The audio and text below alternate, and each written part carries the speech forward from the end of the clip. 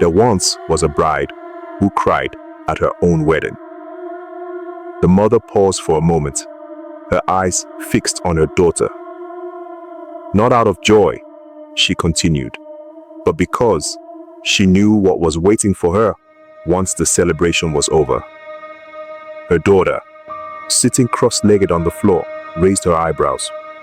"What do you mean, Mama?" The mother leaned in closer. "This is a true story," she said in a low voice. A young woman named Rukia, barely 20, was married into a respected family. They were wealthy, yes, but they valued tradition above all else. Rukia had spent her youth dreaming of love, wearing beautiful dresses and attending festivals. She thought that once she got married, everything would be perfect. The husband, the house, the life. Her daughter nodded, intrigued. But Rukia had never learned how to cook.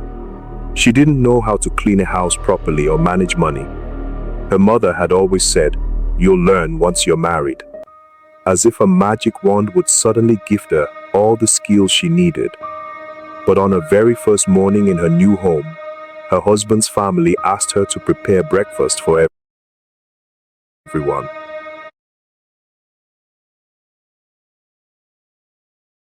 Breakfast for everyone.